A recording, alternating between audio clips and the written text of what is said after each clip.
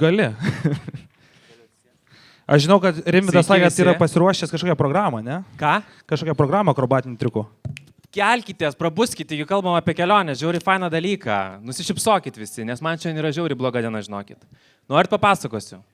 Pradėk. Šiandien ryte atsikėliau 10 val. Ryto, nes pramegojau. Ir turėjau būti 9 val. Ryto jau darbe. Pramegojau, nežinau kodėl. Tai, kad grįžau iš Šri Lankos ir man žiauri susimaišė laikas gyvenime. Tai va, tada aš prieš važiuodamas į Kauną, čia pas jūs, aš dar gavau, užsuksiu į ofisą mūsų Kaune. Jeigu aš kelionėse galiu vadinti save ekspertu, tai žinokit, automobiliuose ne. Nes aš prieš važiuodamas į Kauną nusprendžiau užsiplauti mašiną. Ir kaip jūs galvojat, kokia mašina balta, jinai buvo balta, kai išsiploviau, aš atvažiavau į Kauną. Ir kaip sekės? Nieko, išleidau 7 eurus veltui, nes išlipau ir dar pats visas išsitepiau ir viso purvo pilna mašina, nu žodžiu. Labai baisu. Ir tada dar man kažkas buvo šiandien žiauriai negerai. Labai visur vėlavau. Ir tada dar išsipurškiau batus impregnantų kažkokiu tai ir susigadinau tos batus. Va, ir tada aš grįžau namo, nes galvojau, kad reikia persiaut batus, bet nepersiaviau. Tai va, tai prašom, nežiūrėkit, nes jie kažkokie dėmėti dabar. Tai dabar, žinok, visi pasižiūrėjo. Nu tai gerai, tai paguoskit, kad netokie jie ir baisus. Ir tada grįžau namo ir aš nusprendžiau užsimauti spalvotas kojines ir galbūt mano diena bus kažkokia tai geresnė nuo to. Nes sako, kad kai apsimauni spalvotom kojiniam, tai tada diena būna gražesnė. Ir pagražėjo. Ir dar diena man yra dabar jau žiauriai gera dėl to, kad aš atvažiavau pas jūs papasakoti jums apie keliones. Kai aš kalbu ir kai aš sėdžiu ant sukamosios kėdės, nepykit, bet aš vis laiką taip sukuosi. Vieną kartą vienoje radijoje statyje Zip FM, aš buvau atsisėdau ir ten buvo irgi tiesiog netransliacija ir aš per visą tą laidą, va taip va sukinėjausi. Ir tada kažkas komentare uždavė klausimą, tai jūs jo neužduokit gerai, sako, kodėl tau taip niešti užpakalį, kad taip sukinėjasi. Tai žinokit, man neniešti užpakalio, aš tiesiog labai taip mėgstu visą laiką sukinėtis, nes ofis irgi turiu sukamą kėdę ir pastoviai taip sukiojos. Tai jūs nepykit gerai. Va, o šiaip tai labai paprašysiu, žinokit, aš čia labai per tą apšvietimą nelabai jūs matau, bet nusišypsokit gerai. Žiauriai faina, mes kalbam apie atostogas, kalbam apie keliones, kalbam apie gerą nuotaiką. Ir žmonės dirbantis turizme visą laiką sako, mes juk dovanojam visiems tik tai geras emocijas, nebūna jokių blogų. O visi laimingi dirbantis pas jūs? Tada, kai viešbutis būna perpildytas ir žmonės neturi kur nakvot. O visi pas jūs dirbantis laimingi? Aš nežinau, ar visi dirbantis laimingi. Vat sakau, šiandien aš buvau nelaimingas, bet aš suradau savo laimę, nes aš tiesiog pakeičiau požiūrį, apsimoviau spalvotas kojines. Aš manau, kad visi dirbantis turizme yra laimingi ir, žinot, būna tokie žmonės, kurie dirba turizme, jie nusprendžia, kad viskas man jau gana, nes aš čia tik tai taip gražiai nupiešiau, kad mes dovanojam visiems žmonėms laimę, džiaugsmą, naujus potyrius ir taip toliau. Ne, žinokit, būna įvairiausių nesąmonių, būna į povestuvinę kelionę nuvažiuoja jaunavedžiai ir jie išsiskiria, tenai susipyksta, susimuša. Arba viešbutis jaunavedį prisigėrusi, kuris numetė iš 5 aukšto balkono vazoną ant žemės ir vos neužmušė kitų turistų, jie iškrausto jį su policija į kitą viešbutį. Čia kaip suprant, tavo klientai buvo? Ne. Ir suprantat, ir tada vat, būna visokiausių potyrių, kai tu turi pirmą nakties keltis ir ieškoti tam jaunavedžiui kito viešbučio, jisai nenori niekur kitur važiuoti, nes jisai ką tik su žmona išsiskyrė, jisai nori važiuoti į barą, į klubą, ten dar kur nors ir panašiai. Va, tai tada pagalvoji, gerai, aš gal nebenoriu dirbti tame turizme, bet paskui išeini kokį nors kitą ramesnį darbą ir supranti, kad ne, vis dėlto man trūksta tokių istorijų, tokių nuotykių ir net aš pats sėdėdamas ofise ir nekeliaudamas, o tiesiog sėdėdamas ir pardavinėdamas keliones kitiems arba rekomenduodamas, ką aplankyti, ką pamatyti, aš pats jaučiuosi, lyg būčiau toje kelionėje. Ir kartais netgi, vat, pavyzdžiui, jeigu žmonės, kurie darbinasi pas mane, jie sako, aš noriu dirbti pas tave, nes man žiauriai patinka keliauti. Aš to žmogaus nepriimsiu į darbą. Kodėl? Todėl, kad jis turi pasakyti, aš noriu dirbti pas tave, nes man žiauriai patinka planuoti keliones. Todėl, kad tu, dirbdamas su kelionėmis susijusi darbą ar net turizme, tu planuosi jų gyvenimo keliones kitiems, savo klientams, savo draugams, kitiems žmonėms, bet pats dėja turėsi sėdėti nuo 8 iki 5 ofise, arba nuo 9 iki 6. Arba kaip aš šiandien išvis nebuvau, nes pramegau. Tai čia irgi neblogai tada, jeigu taip kaip tu, jeigu galima taip darbuotojams. Taip, negalima. Tai va. Aš direktorius. Ai va, ir dar norėjau pasakyti, antras kartas gyvenime, kai aš atvažiuoju į konferenciją ir nebūna parašyta žodžio Makalius. Ir labai vis laik išsigastų, sakau, tai kodėl, kaip čia dabar žmonės žinos, kas tas Rimvydas. Tai va, tai čia aš Makalius, sveiki. Dar klausimas, tai gerai, direktorius, o tai dar nuosavo vairuotojo nėra? Nuosavo vairuotojo? Oi, ne. Aš prieš beveik 2 metus išsilaikiau teisės. Beveik 2 metus, tai aš vis dar lapas. Tai dar klevą turi? Aš vis dar lapas, nebeturiu jau ant mašinos, jau kokius metus, bet aš vis dar lapas oficialiai. Tai va, tai bijokit manęs keliuose, nes daug kas bijo. Bet žinokit, kaip žiauri faina yra nusimti klevą, kai važiuoji, nes kai tu važiuoji su klevu ir žodžiu, tu vairuoji, nesvarbu, kad tu važiuoji normaliu greičiu, bet iš galo važiuojančiam jau toks kyla noras tave aplenkti ir pipent, kai tik tai užsidegė žalia ir tu pusę sekundės nepradėjai važiuoti ir žodžiu, tai va, tai aš nusiėmiau ir dabar gyvenu normalų gyvenimą. O mane privertė, kai man buvo 24 metai, įsivaizduoja, čia prieš porą metų. Oho, koks senas aš. Prieš porą metų, kai man buvo 24 metai, mane privertė, draugai užregistravo mane, kad aš eičiau laikytis teisės, nes visą laiką turėdavo mane draugai vežioti. Tarkim, nusprendžiame susitikti kažkur tai mieste, ar ne? Tai automatiškai jie visi iš karto taip pat ir tarėsi tarpusavyje, kas prigriebs Rimvydą iš namų ir nuveš į miestą. Jeigu ne, tai tada aš turiu su taksi važiuoti ir panašiai.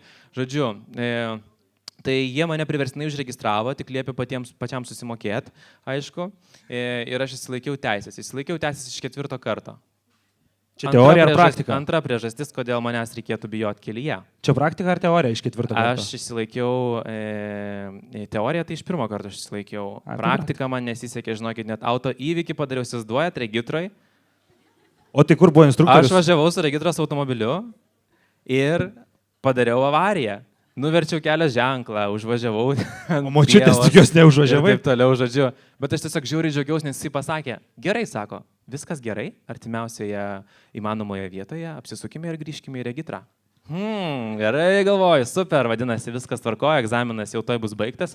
Ir aš staigiai apsisukinėjau ant tokioj saleliai ir užvažiavau ant tos salelės, nuverčiau ženklą kelio.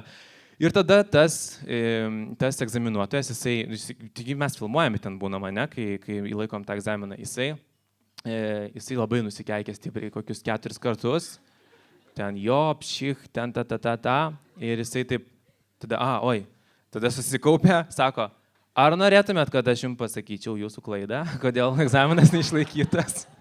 Va, tai žinokit, aš sakiau, ne, viskas tvarkoja, tada mes išlipom draugiškai kartu, surinkom mašinos nuolaužas nuo kelio, kad kiti galėtų pravažiuoti. Tada dar turėjom biškį palaukti, kol atvažiuos nufotografuoti mano viso padaryto eismo įvykio. Va, nu ir tada jau kitą kartą, po to atveju aš padariau pusės metų pertrauką netgi ir pasakiau, aš nebenoriu vairuoti, nebenoriu važiuoti ir panašiai, žodžiu, kažkaip tai labai savim nusivyliau. Ir tada pagaliau išsilaikiau teisės ir dabar važinėju ir jokio eismo įvykio, nieko nepadariau, viskas tvarkoja. Taip, plojimai, mes turime Rimvydą Širvicką jau teisėtą vairuotoją. Mes ne apie tai susirinkom pakalbėti. Ar rimtai? Taip, aš visai pamiršau. O tu prisimeni, ne, kad čia apie keliones šnekėsim? Taip, susirinkom pakalbėti apie keliones. Tai pradžiai... Užduokit klausimų kas nors, aš žiauriai norėčiau išgirsti kokių nors klausimų. Jau po truputį eina tiesiogiai, mes juos užduosim. Jo. Gerai. Tik tai aš labai pradžiai, labai trumpai... Tuoj sekundę mes užklausim. Trumpai norėčiau pasidomėti tokį vieną svarbų klausimą. Žodis vis dėlto pigu yra labai svarbus šiais laikais, ne? Ir šiek tiek su istorija. Kiek žodis pigu turėjo sėkmės tavo verslui ir tau pačiam šioje srityje? Žodis pigu turėjo turbūt antrą pagal svarbą. Tai buvo turbūt antras žodis pagal pasakojant apie sėkmės paslaptį savo, ar ne? Nesėkmės, kokia čia sėkmės. Bet pirmoje vietoje tai buvo žodis Makalius. Aš prieš 7 metus, o kaip tik šiandien prisiminiau, kai pasidalinau į šiuo renginiu savo Facebooko paskyroje, prisiminiau, kad prieš 7 metus aš stovėjau ant scenos Kaune. Ir kad tai buvo absoliučiai pats pirmasis mano išėjimas viešai kažkur tai pasakoti apie save. Tai buvo Kaune, Laisvės alėjoje, Romuvos kino teatre, ten vyko Verslios Lietuvos renginys.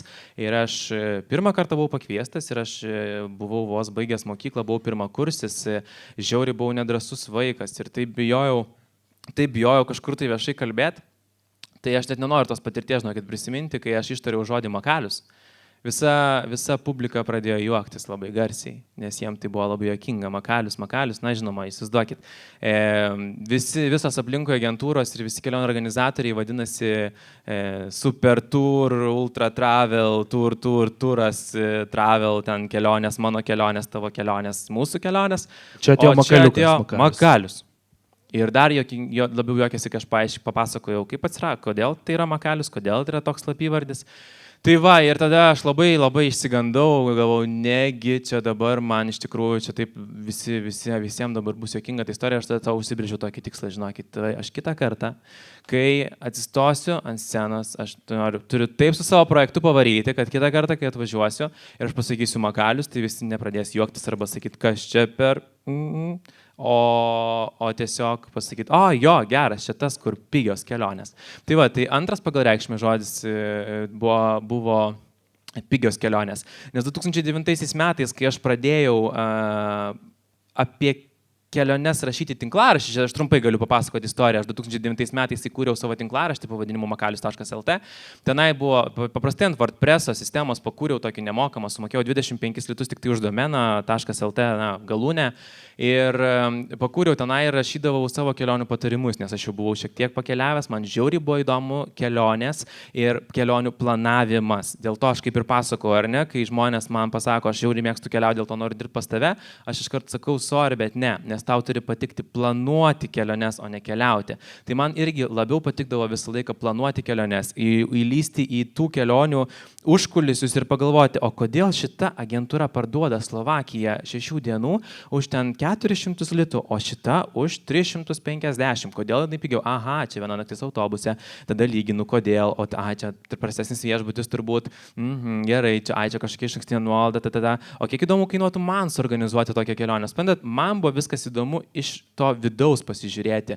Ir aš netgi eidavau į kelionių agentūras, kai man buvo, nežinau, 13-14 metų, eidavau į kelionių agentūrą, važiavau iš mokyklos, išlipdavau, nes man reikėdavo ilgą atstumą nuvažiuoti, išlipdavau centre, nueidavau kokią nors kelionių agentūrą, sakydavau, sveiki, mano mama nori keliauti čia va su tėčiu ir mane pasiims, žodžiu, tai duokit dabar kuo daugiau man kelionių katalogų, kad aš galėčiau su savimi išsivežti ir būtinai duokit kainininkus. Tada, kai man va, čia prieš 12-13 metų dar nebuvo visko internete, kad tu galėtum susižiūrėti kainas ir panašiai, būdavo prie kelionių katalogų tokie atskiri, aš jaučiuosi kaip apie kažkokius senus laikus pasakoti, kaip man senelis. Čia ir yra seni laikai jau.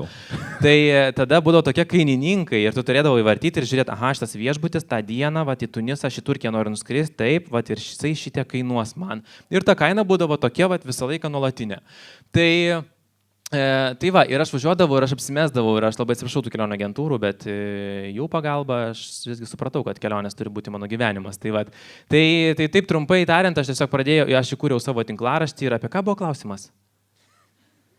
Jeigu atvirai, aš ir pats... Apie pigu. Apie pigu. Ir aš kalbėjau apie pigias keliones, nes 2009 metais, kai aš pradėjau apie tai kalbėti, apie tai rašyti, žmonės tikrai labai norėjo sutaupyti, nes buvo tokia kaip ir krizės jau pabaiga.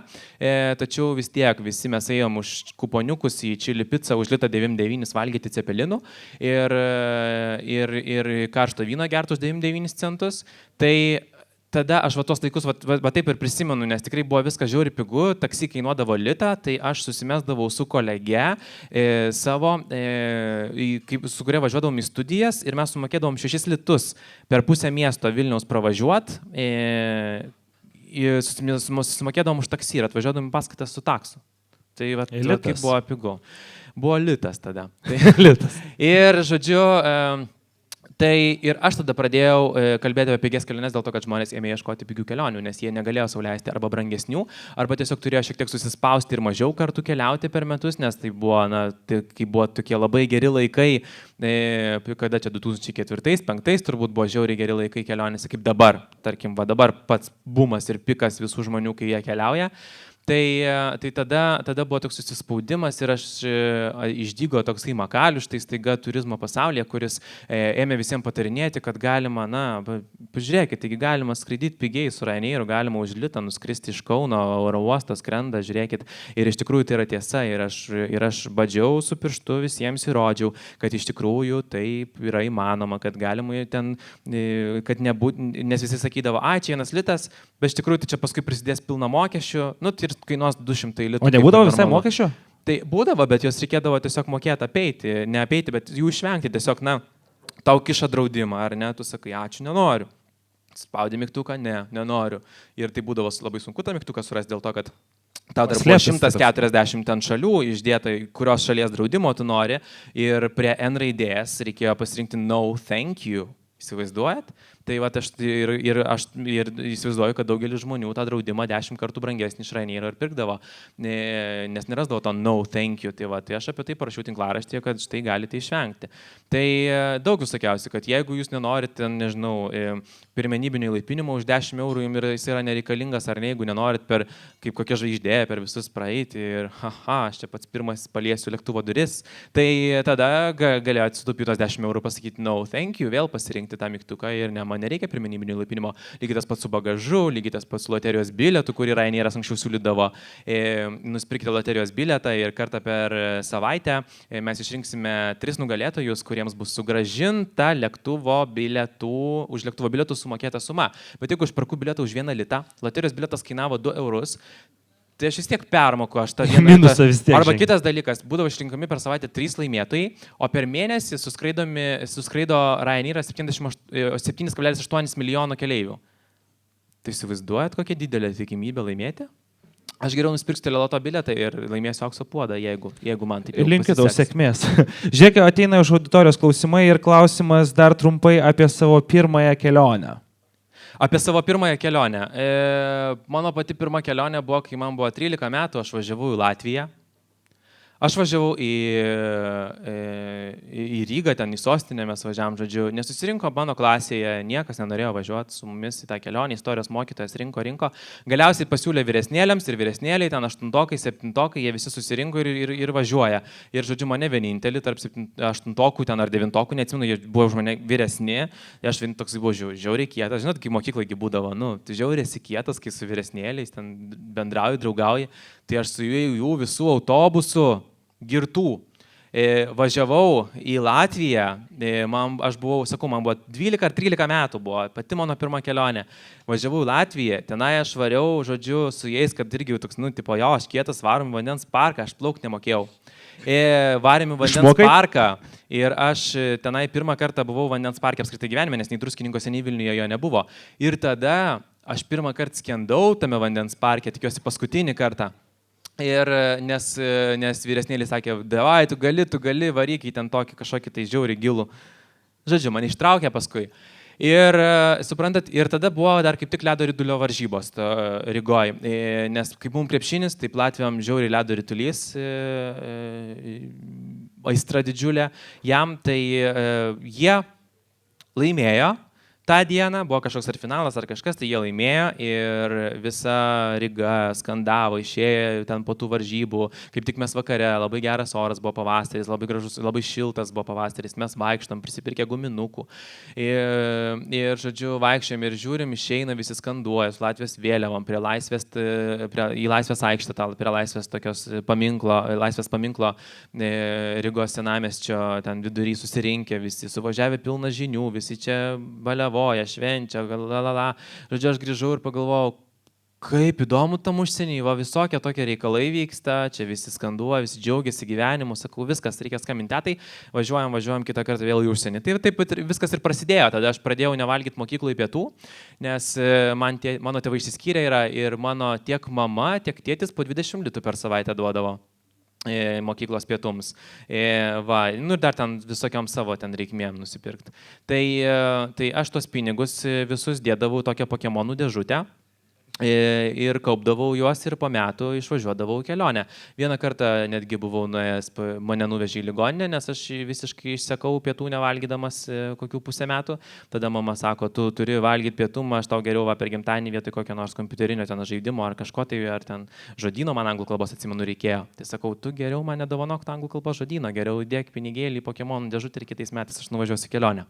Va, tai prasidėjo ta mano aistra, susigadinau skrandį, išsekau ir visgi supratau, kad savo gyvenimą noriu sieti su kelionėmis. Ir labai džiaugiuosi, kad aš tai supratau labai anksti. Iki šiol aš labai dažnai važinėju po įvairiausias mokyklas, po universitetus, kolegijas, kalbuosi su studentais, su moksleiviais ir iš tikrųjų pastebiu tokią problemą, kad daugelis baigia mokyklą arba 10 klasėje, kai jie yra ar ne, ir jiems, na, man irgi, jums turbūt irgi 10 klasėje reikėjo pasirinkti ar ne, kokie jūs kryptimi gyvenime eisite. Po galais, aš 16 metais, aš jau turiu nuspręsti, ką aš darysiu savo gyvenime. Tai tikrai ir tada, nežinau, reikėjo man turbūt ir įstoti į tuos mokslus, kuriuos aš nenorėčiau ten ir taip toliau. Tai man labai liūdna dėl to, nes tikrai daugelis žmonių nežino dar, ko jie nori, net ir pabaigę mokyklą arba įstoję studijuoti, jie studijuoja jiem nepatinkantį dalyką. Nes vis tai, ką aš sakau, žinokit, jeigu jūs, aš universitetą įsivaizduojate, atėjau vieną kartą į universitetą, VGTU čia buvo, Gedimino technikos universitetas Vilniuje, tai aš atėjau ir pasakiau, sakau, žinot, tai ar yra čia žmonių, kurie jaučiasi ne savo vietoje? Ir ten pusė publikos sako taip.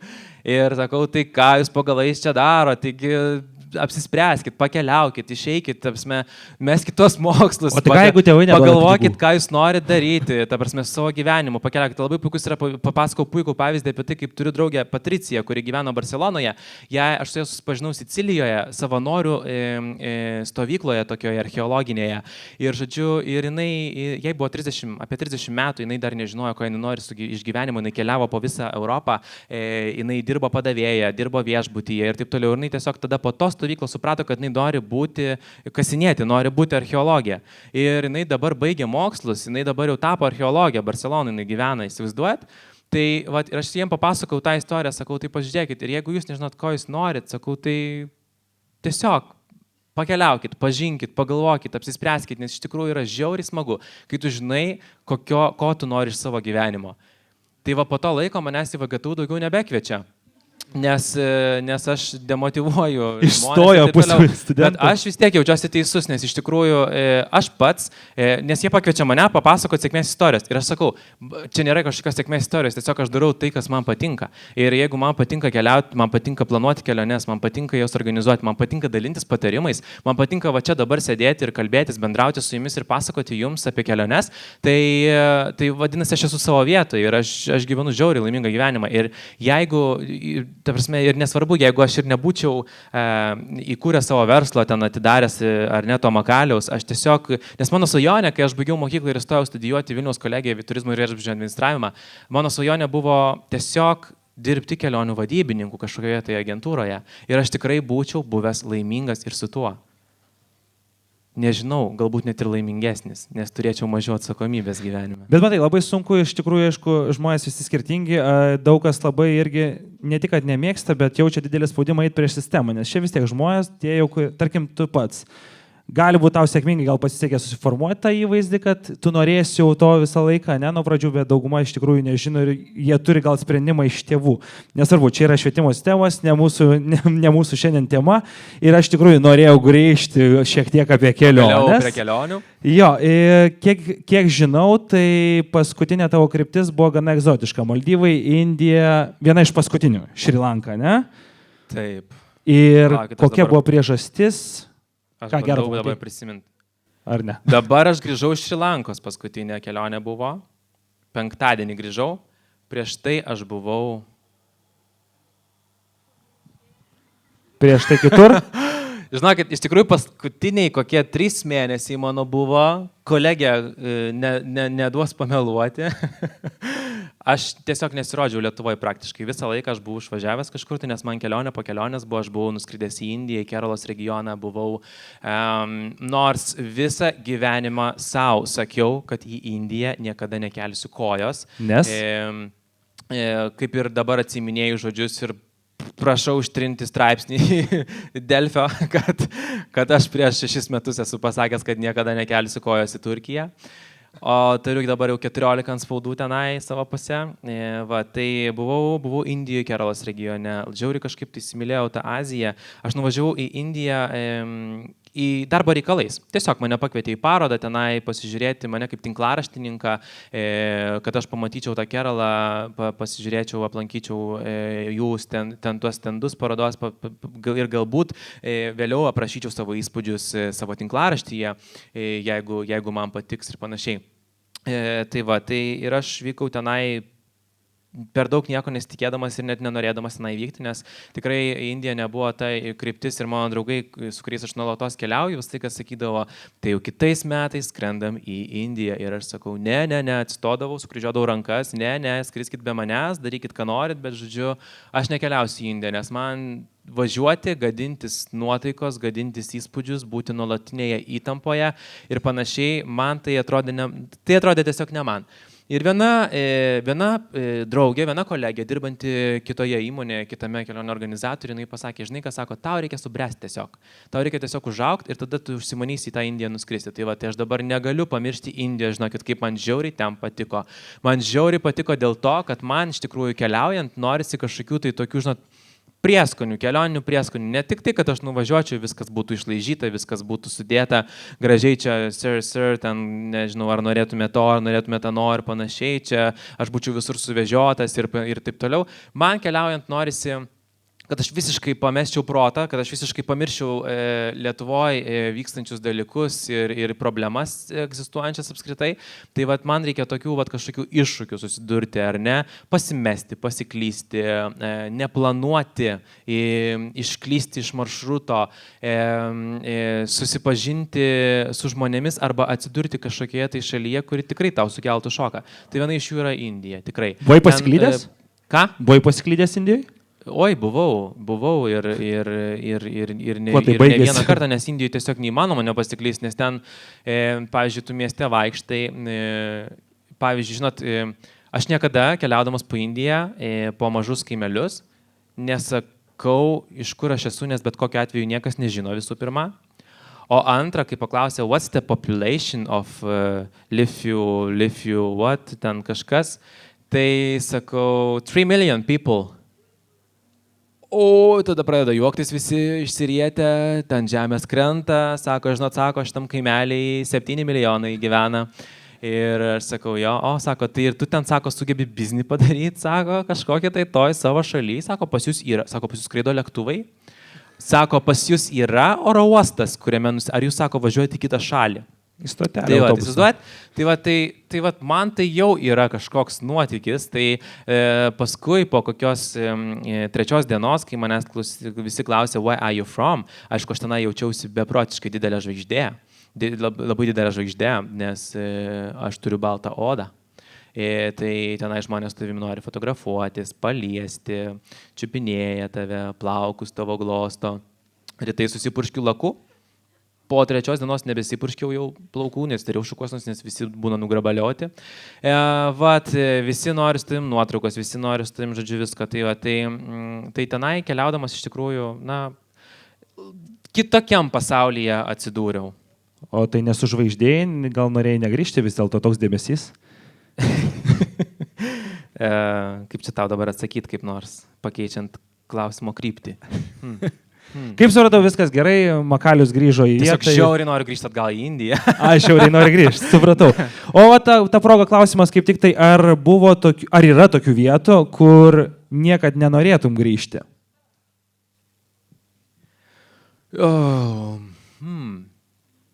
Čia kaip tik auditorijos klausimas, dėl to ir uždaviau. Kai pirmą kartą Indijoje apsilankiau, aš sakiau, tai yra ta vieta, kurioje aš daugiau nenorėčiau niekada atsidurti, nes tikrai pirmą kartą aš 2 kartus buvau šis. Tai po pirmą kartą buvo šokas, košmaras, tragedija, aš ten sėdėjau, jokio organizuotumo pa žmonės, viską jie atidėlioja, pamiršo man iš oro uosto pasiimti, žodžiu, kad reikia pasitikti žmonės, nes atskrido į parodą dalyviai, įsivaizduojat, ir aš stoviu oro uoste, ką daryti. Tai ką darai? Sėdžiu, tada prilipo prie manęs kažkokie žmonės, ten, žodžiu, kurie, indai žiauriai mėgsta apsimesti baltaodžių draugais. Jie, pavyzdžiui, aš dabar atvariau, kai po Keralą keliavau, aš ėjau į tokį, žodžiu, parkų pasivaikščioti ir žiūriu už manęs, du kažkokie tai eina, tokie mano amžiaus, bet atrodo kaip, 10 metų berniukai.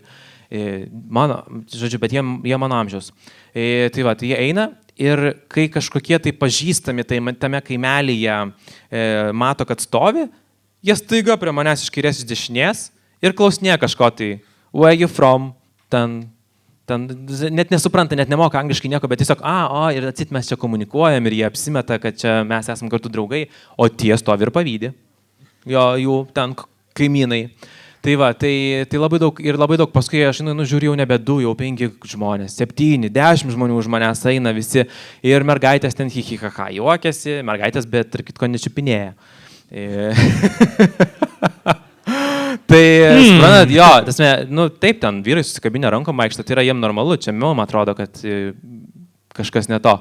Bet, tai va, tai žodžiu, apie ką mes ten kalbėjom? Apie keliones. Apie keliones. Bet žinokit, aš buvau, sakau, paskutinį kartą aš dabar grįžau iš Indijos. Tai aš tiems, kurie bijo keliauti paskutinį kartą grįžau iš Šri-Lankos, atsiprašau, tiems, kurie bijo keliauti į Indiją, aš žiauriai siūlau paimti tokį viduriuką. Viduriuką tarp normalaus krašto, civilizuotos šalies ir tarp Indijos. Tai tas viduriukas yra Šri-Lanka. Ir iš tikrųjų tai dar vadinama Indijos ašara, nes žemėlapyje tokia ta Indija, žinot, tokia smaila ir atrodo kaip Indija verktų, tai va ten ta Šri-Lanka yra tokia mažytė. Keistas dalykas, kurį sužinojau, kad Šri-Lanka yra 123 vietoje pagal dydį valstybių, o Lietuva 122. Ir Šri-Lanka su Lietuva skiriasi tik tai 300 kvadratinių kilometrų. Ir vandens plotas užimamas ir tos šalies yra 4%. Ta prasme, visiškai įsivaizduot, bet kad visiškai viskas yra vienodai, išskyrus populiaciją. Pas mus gyvena 2,9 milijono dabar, mačiau paskutiniais rodikliais, o tenai 23 milijonai. Kaip jie ten telpa įdomu. Taip, visiškai tokia. Tai įsivaizduokit, kokiame mes rojuje gyvenama. Aš vis tai, kas sakau, ir, pavyzdžiui, kurie žmonės buvo nusivylę, tau čia, toj Lietuvoje, tikrai nesąmonė, kaip aš dabar norėčiau geriau gyventi kažkur tai šiltuose kraštuose. Ant visų, kurie taip galvoja, žinokit, aš žiauriai jau laukiau, kada aš iš Šri-Lankos grįšiu į Lietuvą, kada aš nesmirdėsiu, pelėsiu, kada mano drabužiai pagaliau išdžius normaliai padžiauti. Nes ten yra beprotiškas drėgmės lygis, ten kasdien lyja, ten viskas pelyja. Viešbučiuose, pavyzdžiui, yra kažkokia tai diskoteka lauke, tai įsivaizduot, mamės didžėjus pasakė, sako, mes didžiai visą šitą, žodžiu, pultą ir visą aparatūrą keičiam kas metus. Kodėl, sakau, jūs taip darot? Sako, nes visa tai yra, sako, Šri-Lankoj pastatyta lauke, dažniausiai būna vakarūškos visokios ir sako, nuo tos drėgmės viskas sugenda. Tai įsivaizduojat, kas metus jie turi keisti aparatūrą. Drabužius jie irgi, ta prasme, nežinau kaip jie jos džiovina, turbūt šlapius jie jos rengiasi, nes jie tenai neišdžiūna. Ir ten yra beprotiškas karsas, kiekvieną dieną 34 laipsniai, naktį atvėsta iki 31. Žiauriai šalta. Ir suprantat, tai vat, sako, kartais būna, sako, pas mus šalta. Kiek, sakau? Sako, jau kai į kalnus nuvažiuoja, būna 24. Sakau, gerai. Plius ar minus? Plius, sako, žinoma, sako, būna minus. Tai va, tai aš žiauriai visai, kad džiaugiuosi, kad aš gyvenu Lietuvoje. Ir kuo toliau aš pakeliauju, tuo aš labiau džiaugiuosi. Ir aš labai siūlau jums visiems džiaugtis dėl to, kad mes turim 4 metų laikus. Mes neturim tverto nuolatinio karščio. Aš turiu verslo partnerį, kuris Maldyvose atidaręs yra viešbutį, vietinis Maldyvų gyventojas, ir mes jį pasikvietėme į Lietuvą šiais metais Liepos mėnesį atskristi. Pamatyti. Kadangi Maldyvai yra trečioji pasaulio šalis, yra beprotiškai sudėtinga, mes turėjome mokėti apie $2,000 užstatą už jį, kad mes jį tikrai atgal pristatysim į oro uostą. Įsivaizduokit, kaip sunku yra patekti užsieniečiui į Lietuvą. Ir mes turėjom, žodžiu, sumokėti užstatą, mes turėjom 3 raštus siūsti, aš turėjau kaip direktorius prisimti visą atsakomybę už savo verslo partnerį ir jeigu jisai netyčia nuspręstų likti Lietuvoje ir neįliptų į lėktuvą, aš turėčiau sėstis į kalėjimą. Kaip mes nenorim žmonių. Tai va, atsivedžiau žmogų iš Maldyvų ir jisai atskrido su flip-flopais, su šlepetėmis. Nes jie tiesiog neturi ten batų. Jie neturi kėdų, sportbačių, kažkokių oficialių šventinių batų. Yra juodi flip-flopai šventiniai, balti arba jų vėliavų spalvų yra tie kasdieniai flip-flopai, bet šiaip jie basi iš viso vaikšto, nes toj saloje, nereikia visiškai ten, kur akmenuota, šiek tiek būna, ar jie į laivą lipa, plaukia kažkur į miestą, tarkim į Malę sostinę, ne, tai tada jie apsiauna jau tas šlepetes. Tai va tas man buvo žiauriai keistai, skrido su flip-flopais, atskrido 5 val. Ryto, buvo Liepos mėnuo Lietuvoje, 10 laipsnių šilumos ir jisai buvo šoke. Aš sakau, kaip tau yra Lietuva? Tarp kitko, ilgiausia Maldyvų sala yra 1 kilometro. Sakau, kaip tau čia yra, kaip yra Lietuva? Jis taip angliškai sako, it's different. Sakau, kaip different? Sako, čia važiuoji ir kelias niekada nesibaigia. Va, tai ir jisai žiauriai džiaugiasi, mes turim 4 metų laikus, mes turim šalčio, mes matom, kaip rudenį krenta lapai, kaip viskas pasidengia sniegu, mes matom sniegą, ko jie niekada gyvenime nėra matę, nebent savo šaldytuvo kamerai. Tada mes matom, kaip prabunda gamta ir tiesiog visas gėlės pražysta ir iš tai atsirado pavasaris, tada vasara. Ir, žodžiu, žinokit, sakau, kuo daugiau aš keliauju, tuo labiau suprantu, kad mes gyvenam idealioje vietoje. Ir mes gyvenam šaly, kuri turi tikrai pakankamai nemažą, nedidelį plotą, tačiau labai mažai gyventojų. Ir mes esam, žinot, kai daugybės turistų aš pasiklausiu, kur užsieniečių, pavyzdžiui, pas mus atvažiuoja užsienio turistai ir jie man sako, kodėl jūs apie savo šalį nekalbat garsiai. Ir jis angliškai sako, it's a hidden gem, paslėptas deimantas, brangakmenis. Tai aš sakau, žinot, gal dėl to visiems taip žiauriai ir patinka Lietuvoje, nes iš tikrųjų turistai, žinokit, jie visi apšalę būna, jie mato senamiestį. Žinot, tarkim, Azijoje nėra senamiesčių. Šiek tiek toliau nuvykus. Jungtinėse Amerikos valstijose nėra senamiesčių. Žmonės atvažiuoja į Europą, važiuoja po turą, kaip po kažkokį tai iš Lego kaladėlių pastatytą muziejų, žinokit. Aš jau rimtai sakau, susipažinau su malaizietė, kuri sako, aš buvau Lietuvoje, sako, tas senamiestis, kuris ten pas jūs yra centre, kiek jo yra tikro, o kiek čia šiaip pastatė dėl turistų. Sakau, ir sako, ir pavyzdžiui, Praha yra žymiai, tikrai, pripažinkim, žiauriai nuostabus, žymiai gražesnis miestas su gražesniu senamiesčiu, bet yra nuvalkiota, nes turi žiauriai daug turistų, tenai yra sukeltos beprotiškai kainos, tenai nėra normalių ir skanių vietų, fainų, pasėdėti ir pavalgyti.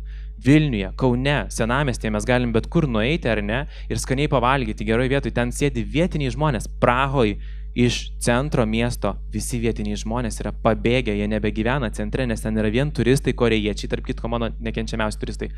Korėjiečiai visur įsižioja, laksto su savo 18 kamerų, pasikabinę GoPro, čia užsidėję, selfie stikus 2 laiko, užsidėję šitą respiratorių, nes užsikrėst gali kažkuo, tai čia pas mus Europoje, žodžiu, su pirštinėm baltom, nes po dienos jie pamato, vis dėlto įsitikina, koks purvinas miestas čia yra ir taip toliau, suprantat, ir apie korėjiečius dar paskui priminkit, gerai papasakosiu. Tai aš visą laiką sakau, ir nereikia mums tų turistų, žinokit. Labai tegu pyksta tie žmonės, kurie dirba turizme ir atvykstamajam turizme į Lietuvą, bet aš sakau, nereikia mums turistų. Mes turim nuostabią šalį, mes gyvenam šitaip laisvai, mes galim belekada išeiti vakare į miestą, į klubą, pasitūsinti ir taip toliau. Ir turistų ten bus mažuma, didžioji dauguma bus vietinių gyventojų. Nes jeigu vietiniai gyventojai išbėgs iš centro, visiškai miestas praras savo šarmą. Kaip sakai, užsiminė apie maistą senamiestyje, kad pas mus yra nuostabus Lietuvoje, taip, bet šiek tiek norėtųsi pašnekėti apie maistą rytuose, būtent kur tu buvai, ką išbandėjai, kas nustebino, gal privertė pasišlikštėti? Oi, žinokit, aš jums galiu papasakoti visokiausių dalykų, kokių man teko bandyti, tai nuo to laiko jau nebebandau visokiausių nesąmonių. Taip, tai tarakonai ten Tailande, ne, kaip toks, žodžiu, nepasakosiu apie juos. Buvo ką nors teko gyvo valgyti? Gyvo, man ne, gyvo, aš esu visiškai prieš tokias visas nesąmonės, žiauriai man nepatinka, aš net Nu, nežinau, man žodžiu gaila iš tikrųjų gyvūnų ir ypatingai, nesvarbu, kad aš valgau tos mėsą visą kitą, bet kai šitaip iš jų yra, nežinau, jie taip yra kankinami.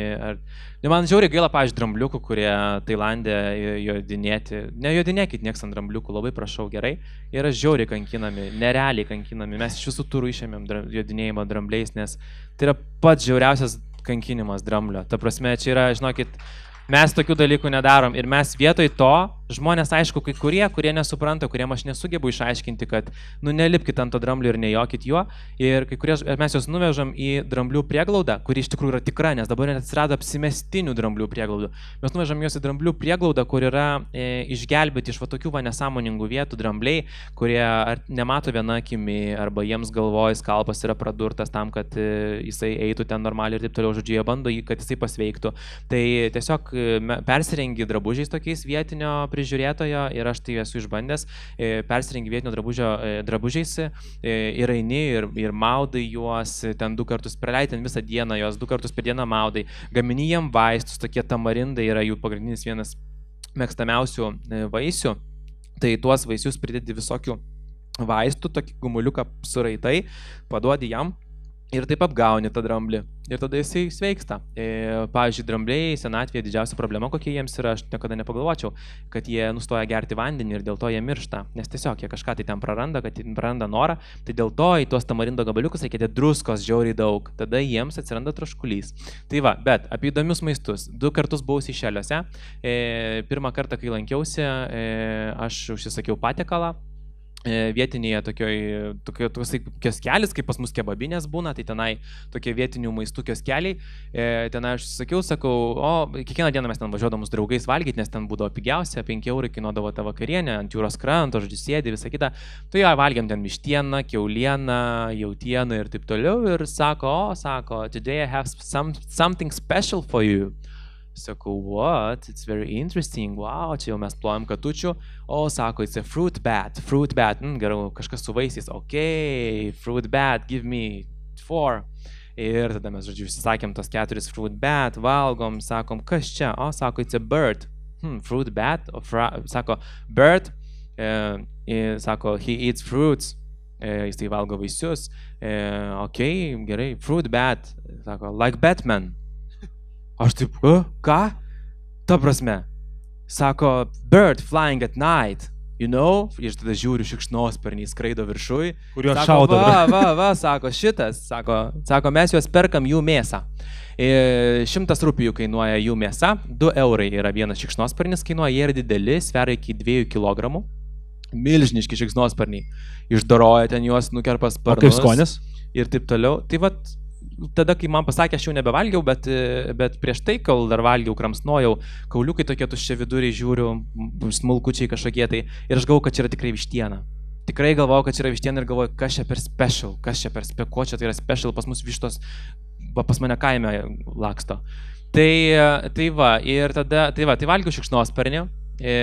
Buvo visai nieko, kol sakau, nesužinojau, kad tai yra skraidanti pelė. Valgiau kirminą, woodworm vadinasi, Filipinuose valgiau užmirkytą acte kirminą, baltas toksai kirminas, didžiulis toksai riebus, kirmė liaukštis, jisai ten, žodžiu, yra išmirkomas acte, tada citrinos reikia užsivežti, žodžiu, valgai, skonis kaip austrių, man žiauriai iš tikrųjų patiko.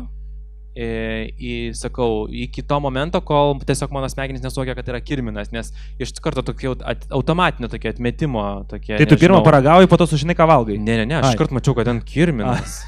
Tai va, bet labai vietiniai žmonės sėdėjo priešais, filipiniečiai, mes pietavome vienoje kavinukėje, nes turėjom tokį grupės kelionę ir ten buvo daug vietinių ir jie, mes užsieniečiai, lietuviai, kažkaip per šalis, ten jie prisėdo prie mūsų, ten ir taip. Sako, čia yra šitam regione, sako, mes pastoviai valgom, sako, šitos kirminus, čia yra žiauriai, tikrai faina ir sako, mums būtų didelė garbė, jeigu jūs jį suvalgytumėt.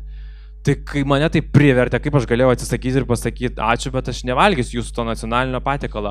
Bet žinokit, žmonės, kurie atvažiuoja į Lietuvą, čia mes stebimės kirminais, tarakonais ir taip toliau, patikėkit manim, kaip jie stebisi, kad mes žarnas įdarom bulvėm. Viedariukai, ta prasme. Taip, ta prasme, žiauri, kad mes valgom ausis kiaulių, kad valgom vištų skrandukus, kad valgom vištų širdeles, ir taip toliau, tarsime, žinokit, tikrai, mums visai ką prieš teisiant kitus, valgančius nesąmonės, patys pagalvokim, kad žarnas valgom, tai ta prasme, ar tai mums yra normalu? Kiekviena kultūra turi savo ypatumų. Pavyzdžiui, Švedija, ne? Matėt video, žiauriai geras buvo video Facebook'e, kaip pūdytą silkę valgė 2 švedai. Ne? Tai nežiūrėkit geriau, žinokit, nes ten, oho, su visais. Baigėsi kažko, po to rezultatas. Ne tik, kad baigėsi, tęsėsi ten 4 minutės tas rezultatas. Ir visą žiūrėjai. Ir jie ten, žodžiu, jie turėjo suvalgyti ant tą silkę. Ir svarbiausia, kad paskui, kai pažiūrėjau tą vaizdą įrašą, mes organizuojam taip pat ir keliones autobusu ir organizuojam Švedijai, Stokholmo tokį kruizą. Gidė, kuri nuolatos lydi tą kelionę, atvežė, sako, aš jums atvežiau lauktuvių. Štai jums pūdytos silkės padėjo, sako, tik būkit geri, viduj patalpoje netidarinėkit. Tai va, tai žinokit, bet pažiūrėkit tą video iš tikrųjų, ten aš jums pabandysiu paskui, jūs susiraskit kažkaip angliškai pūdytą silkę, Swedish, ten kažkoksai tai accept challenge, ten kažkas tokio. Prieš vakarienę, aišku. Jo, po vakarienės geriau. Bus įdomiau, nes prisijungsit prie to, kas vyksta tame vaizdai. Gerai, grįžtam šiek tiek arčiau į Europą ir klausimai iš auditorijos. Rimvidai, kiek kartų esi buvęs Lenkijoje ir ką patari ten patirti? Kiek kartų esu buvęs Lenkijoje? Ačiū Kristina Pocytė už klausimą. Lenkijoje esu buvęs, žinokit, kokiu 25 kartus. Nes mes turim tokią žiauriai populiarią kelionę į Lenkiją, į Varšuvą, į Intercontinental 5 žvaigždžių viešbutį. Oi, čia, žiūrėkit, ir nemokama reklama. 5 žvaigždžių viešbutį Intercontinental Warsaw, kur 43 aukšte yra prabangus spa centras su baseinu ir su pirtimis ir džakuzi ir visi kambariai yra nuo 22 aukšto, ten apsigyvena žmonės ir mato visą miestą iš viršaus ir, žodžiu, ten tikrai nerealiai žiauriai faina kelionė. Pirmą kartą, kai aš ją nuvažiavau ir paskui grįžęs kolegom, aš nuvažiavau pats tiesiog į tą Varšuvą apsišopint ir nes aš sakau, ką galima toj Varšuvą veikti, iš jūsų, kas tai per miestas, kuo jisai gyvena ir panašiai. Ir aš grįžau sužavėtas iš Varšuvos. Tikrai. Ir sakau, dabar kokius 20 kartų buvau. Ir tada aš pasakiau kolegom, organizuojam kelionę į Varšuvą. Į 5 žvaigždžių viešbutį. Suorganizavot ar dar ne? Ir iš manęs 2 dienas juokėsi kolegos. Ką tu ten veiksi, kaip ten, ką tu ten suorganizuosi žmonėm, čiagi visi juoksis, išjuoks tą makalių, ten bla bla bla. Žodžiu, suorganizavom, per vieną parą išpardavėm absoliučiai visas vietas. Išvažiavo pas mus per Kalėdas 3 autobusai pilni, grįžo su geriausiais atsiliepimais, ir dabar kiekvieną arba kas antrą savaitgalį mes važiuojame į tą Varšuvą ir aš labai dažnai lydžiu pats, nes aš varau ir apsipirkti ir visokiais reikaliukais ten savo važiuoju ir taip toliau. Ir mes su draugų kompanijom ten važiuojame į miestą išlysti vakare, nes tai yra tikrai labai smagu. Ir žinokit, nusakau, aš manau, kad jūs dabar visi sėdit, klausot manęs ir netikit, ką aš jums pasakoju, bet prašau, nuvažiuokit į Varšuvą. Vieną konkrečią vietą naktį vakare, kur išeiti patartum pats? Pavalgyti ir patūsinti. Kur, Varšuvai? Jo. Važiuokit su Makaliumi kelionę, aš jums papasakosiu 11 Reklama. Gerai, dar turim... Nežinau, kad aš jums galiu pasakyti, yra, pavyzdžiui, toksai naktinis klubas New Jerusalem, vadinasi, visiškai šalia viešbučio, Nova Jeruzalema, ten kažkas tai tokio. Nesimeldžia. Ir kaip? Ten nesimeldžia. Ne. Ir ten, žinokit, yra tikrai, ta prasme, kažkas tai tokio, kažkas tai, wow, visiškai apleista vieta, apleistas pastatas pačiam Varšuvos centre, prie to Stalino piršto, taip vadinamo, to dangoraižio. Tenai face controlas, žodžiu, kad normalių neįleidžia. Ten tik nenormalius įleidžia ir taip toliau. Ir žodžiu, ir mes ten tokie, žinokit, aš nežinau, ten reikia pabūti iš tikrųjų, ten kryžys apdėliotas, ten tas klubas, jisai pusė yra jo lauke ten stovi, žodžiu, tasme, tu nieko gali tenai nevartoti, nei rūkomo, nei geriamo, nei praryjamo, nei nieko, tiesiog tu gali tenai nueiti ir ten visiškai atsijungsi, tasme, žiauriai gera vieta, žiauriai įspūdinga vieta ir geriausias įspūdis prisimenant, tai kad prie mūsų buvo pristojęs toksai vienas vyras su ilgais plaukais, su raudonom kelniam, ten tokiom aptimtom ir visi žmonės stovi ten, žiūri, kaip prie mūsų tas vyras pristojo, šoka, ten staiposi, ten prie vienos mano kolegės, ten žodžiu visaip, tenai raitosi ir taip toliau. Paskui žiūrim, po 2 savaičių įjungiam Euroviziją, Lenkijos Eurovizijos dalyvis, prieš mus visas apsisvaiginęs ten raitėsi, žiūri, ko visi žmonės taip spoksoja, galvoja, ar čia mes kažkaip nei temą atrodom, ar jisai turbūt, ir žiūrim ten, žodžiu. Tai va, žiauriai ten, žinokit, gera vieta. O pavalgyti yra žiauriai faina vieta Ajoli. Aš ją esu įsimylėjęs, tai va, jeigu važiuosite į Varšuvą, prisiminkit Ajoli. Gerai, dar klausimas, pigiausia ir egzotiškiausia vieta Europoje. pigiausia ir egzotiškiausia vieta Europoje. Gruziją galima priskirti prie Europos. Čia kaip tik dar vienas klausimas iš auditorijos apie Gruziją. Jo, Gruzija yra kažkas tai nuostabaus, kurioje aš esu buvęs 2 kartus, bet niekada nesu buvęs normaliai. Tai yra, važiavau tik tai 2 kartus į tą pačią vietą, į kurortą, į Batumį, į Adžarijos regioną. Pas tas regionas irgi yra nuostabus. Reikia labai daug vyno, kad pažintumėt Gruziją, ir labai daug čiačios, tokios naminukės. Ir jo yra visur, žinokit, degaliniai gali sustojęs nusipirkti čiačios ir vyno, pasipildyti. Visų mamos daro vyną ir gamina čiačią ir jų visų yra tų mamų skaniausia ir geriausia ir visų būtinai reikia paragauti. O tai kiek tai dėl to normaliai ir nematei, nes sunkiau blaivai, ne, žiūrėti? Aš normaliai tikrai nemačiau, sakau, Gruzijos, žinokit, tikrai, sakau, buvau 4 dienas ir jos buvo išbrauktos visiškai iš mano gyvenimo, bet aš susipažinau su vienu gruzinu, kuris už mane šiek tiek vyresnis žmogus. Jisai dirbo labai rimtą valstybinėje įmonėje darbą Gruzijoje, Tbilisyje. Tačiau suprato, kad jam kelionės yra jo aistra ir kad jisai labai nori parodyti žmonėms, jisai labai myli savo kraštą ir jis nusprendė parodyti žmonėms savo šalį. Jis paprašė, sako, gal tu gali atsiųsti man klientų, gal tu gali atsiųsti lietuvių, kurie norėtų atvažiuoti pas mane ir kad aš jiems parodyčiau šalį ir aš mesiu savo darbą ir nusprendžiau. Jisai metė savo darbą, jisai įkūrė verslą, kelionių organizatorių, jisai pats vienas kartu su vairuotoju arba pats vietoj ir už vairuotojų ir už gidą vežioja po visą šalį, apgyvendina pas savo draugus, nes gruzinai visoje Gruzijoje turi draugų, apgyvendina pas savo draugus, vyksta, žodžiu, vakarėlis iki ryto, ten visi, žodžiu, įsivaizduot, yra šalis, kurioje tau nereikia gyventi viešbutyje, tau nereikia valgyti restorane, nes tu bet kur, pas bet ką. Ir iš tikrųjų aš visiškai nemeluoju, aš galvau, tai yra išgalvotas mitas ir tikrai kviečiasi pas save į svečius ir netgi yra turistams organizuojama speciali tokia kaip ir pramoga.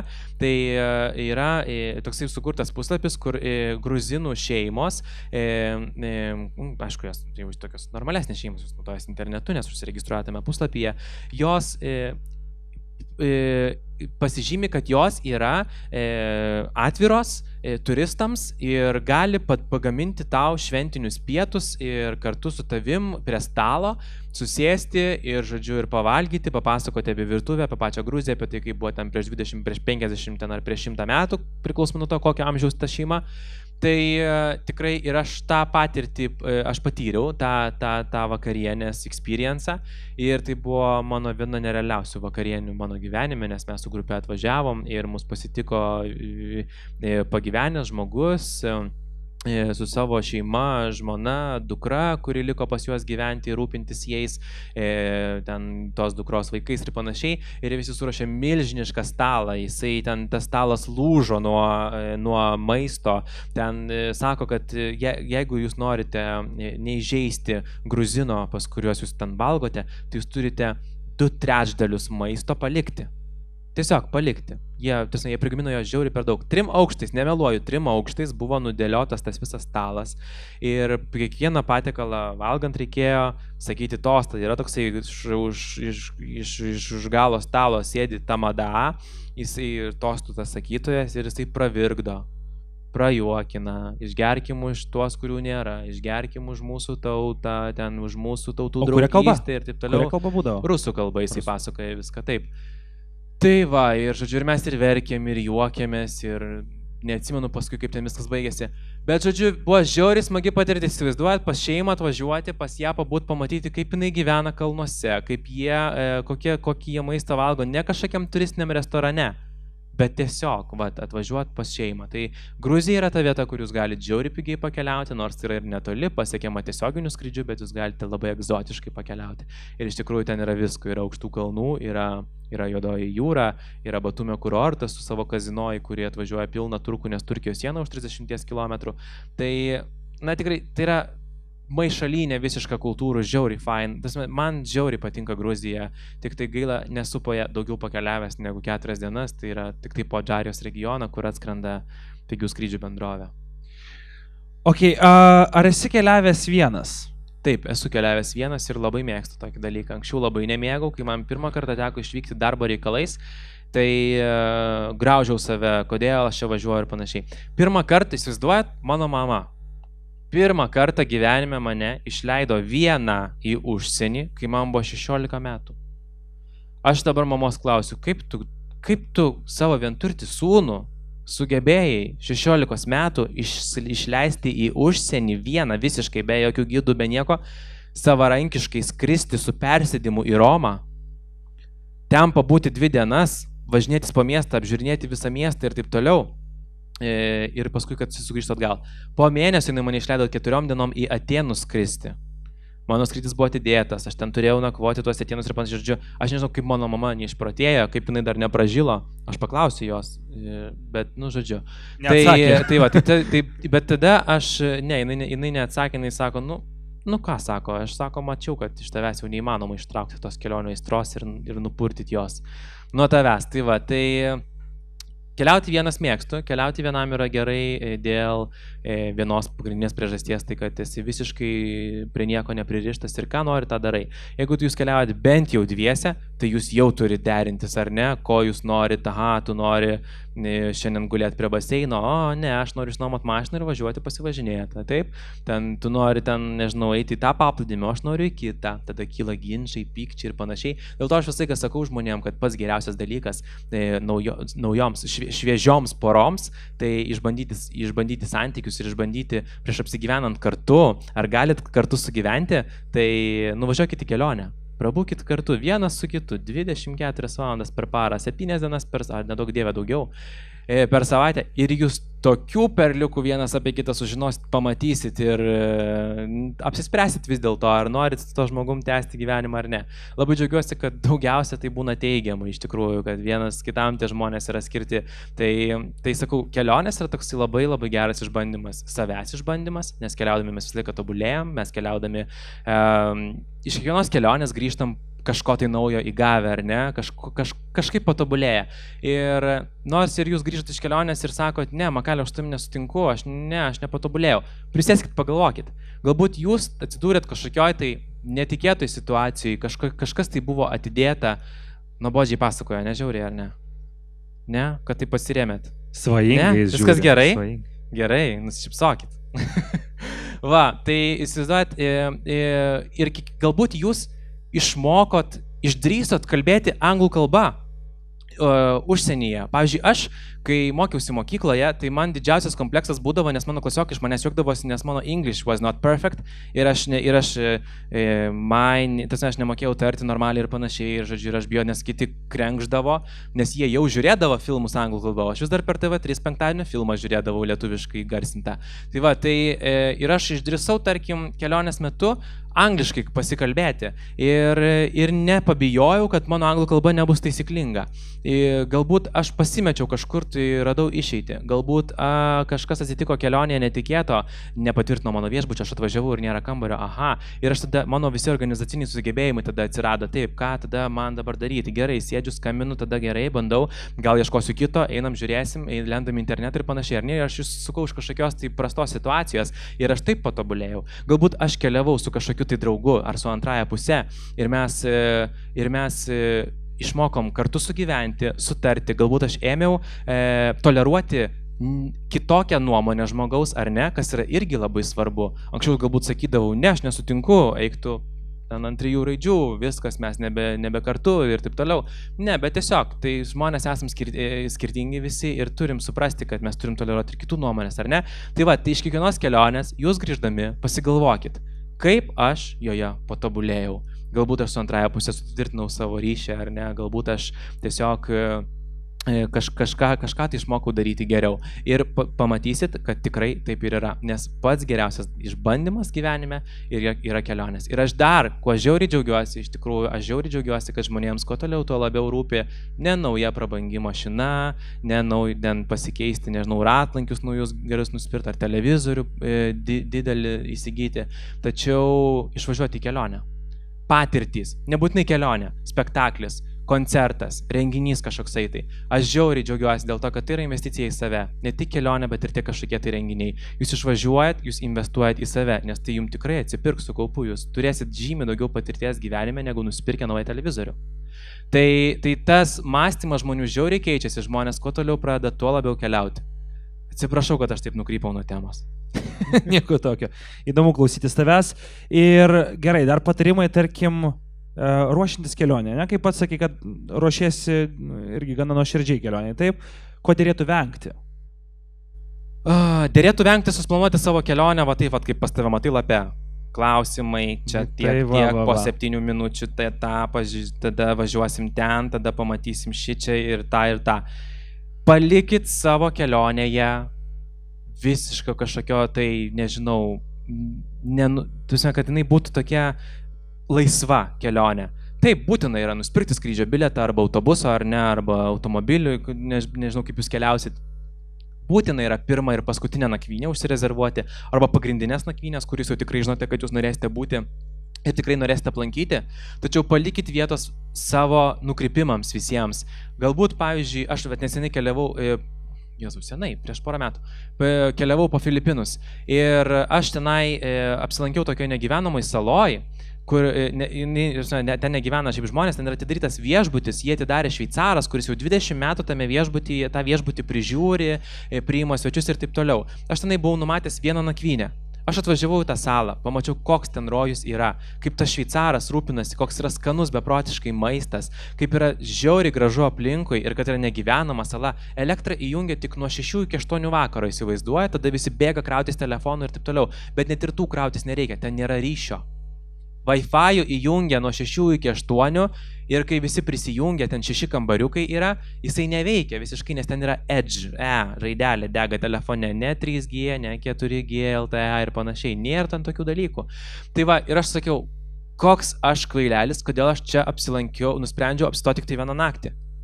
Keičiu visus savo planus. Ir gerai, kad aš neturėjau kažko tai toliau užsirezervavęs, aš pasikeičiau ir dar 3 naktis tenai pasilikau.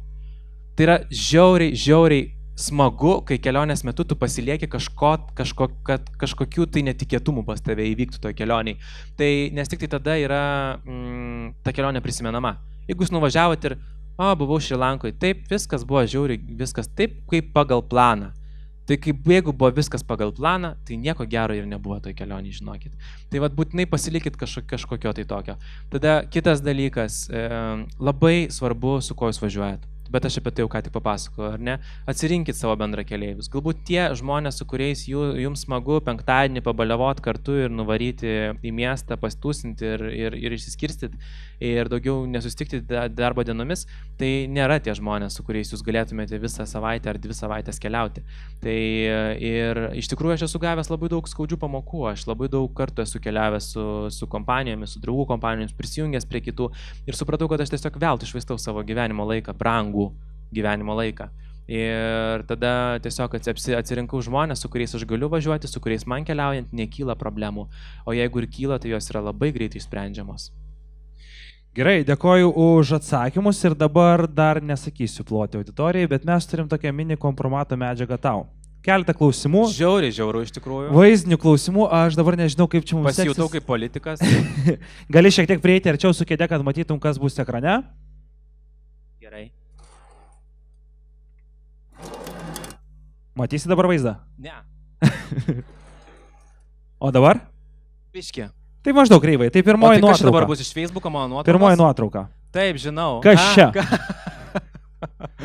Man labai įdomu iš tikrųjų, nes aš tai žinau, bet papasakok auditorijai, kas čia per žmogus? Aš nežinau, kas yra čia per žmogus, bet aš žinau, žinot, kaip čia jums dabar papasakoti tokį dalyką? Aš neatsimenu, kuri tai yra šalis Afrikos. Kuri gali pasakyti? Ne. Ne? Bet, žodžiu, bet paskui pasakys jums, jeigu žino, kokia tai yra šalis. Afrikoje yra vardas Makalius, įsivaizduojat? Aš žiauriai iš tikrųjų norėčiau sutikti su tokiu žmogum, kurio vardas yra Makalius, bet iš tikrųjų jų yra daugiau, jis tai ne vienas yra. Aš Instagrame. Čia broliai ar ne? Ne, aš Instagrame matau, jo, pavyzdžiui, yra vaikas Makalius, ten jam 3 metai ir ten my lovely dear, my one and only son Makalius. O nėra jų mažybinio Makaliukas, nėra mažybinis jų ten? Ne, Makalius. Ir jo, žiauriai juokingas dalykas, nes aš visą laiką Facebook'e mėgstu apie save ieškoti informacijos, kas čia apie mane, nemėgstu, reikia tiesiog tai daryti. Kas čia apie mane ką kalba ir taip toliau, arba Instagrame #Makalius. Ir aš įvedžiau čia kažkada tai Instagrame #Makalius ir žiūriu, tamsiaodžių gausybė nuotraukų, besibučiuojančių ten su žmonom, ten ir taip toliau. Tai yra vyriškas vardas vienoje iš šalių, bet, sakau, nepasakysiu. Tai reiškia plinta tavo vardas, jau net vaikams duoda tavo vardą. Taip, duoda vaikams Makaliaus vardą. Antroji nuotrauka. Kas čia? Klausyk, o kokių dar bus nuotraukų? Nedaug. Čia yra mano pimpačkiukas.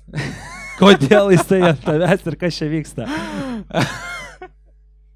O kodėl, aš nesuprantu, iš kur šitą nuotrauką, aš kažkur buvau kėlęs, tikrai nebuvau niekur kėlęs. Tai nebūtina kelt, kad ateitų.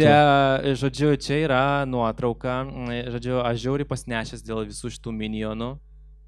Dėmesio, jeigu nori dovanų arba nuolaidų iš Makaliaus, tai žino, ką dovanot. Jo, bet čia tai nesimato, supranta, čia nesimato jų, nes, jeigu dabar galėčiau jums parodyti didelį ekraną, aš jums parodyčiau, kiek aš turiu.